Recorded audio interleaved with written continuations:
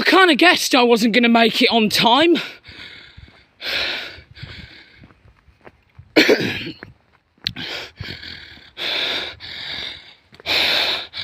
And I specifically ran all the way just to try and get this closure.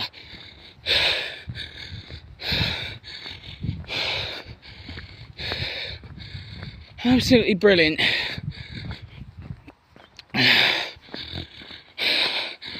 I was kind of hoping I'd make it to the crossing in time, because after this one there's no train till 48, which means I'd be stood around for 40 minutes just waiting for a train that's not even going to stop.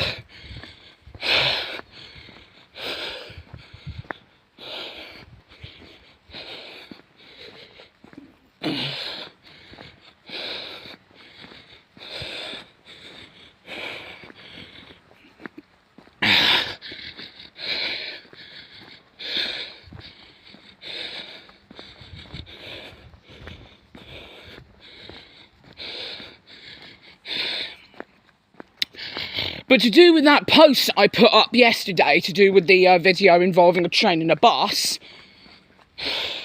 I put up the other day, I'm probably going to do that tomorrow. So that'll be tomorrow's upload, I believe.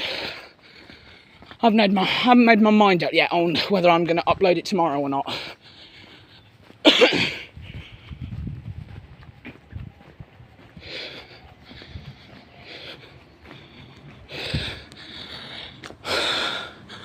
Oh, hang on.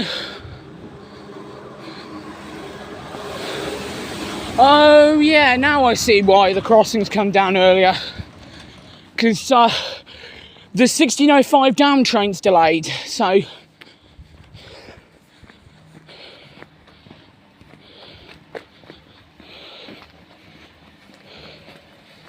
Brilliant.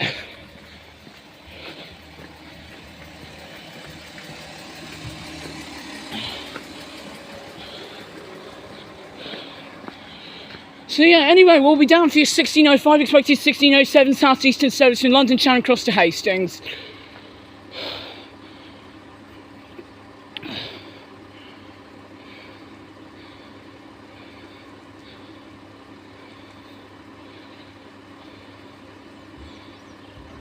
And possibly also your 1608 running on time, South Eastern service from Hastings to London, Charing Cross.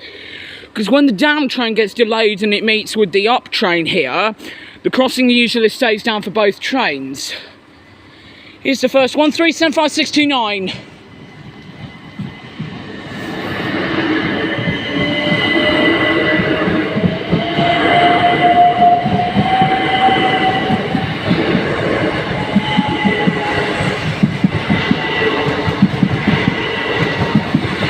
And 715 to Hastings, and are we staying down for the second train or are we going up?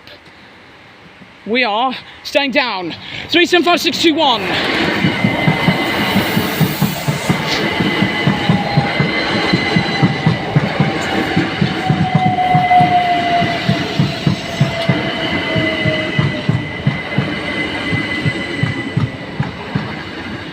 (621) and 617 to Charing Cross. Are we going up? We're going up. Oh yeah, the barrier lights flicker here before the barriers go up. Now, because both trains are using double tri-light variants, so one was 1/6 and 1/7, and the up trains, both units are /6s.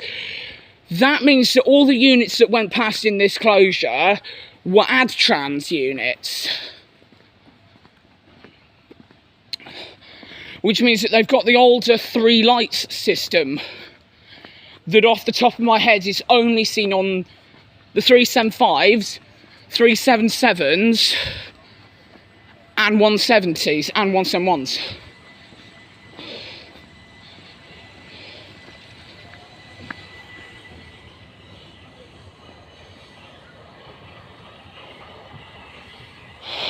Lovely.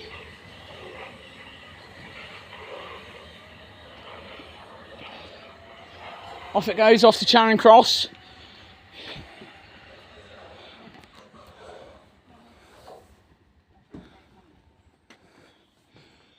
So yeah. Thanks guys, I'll see you in the next video.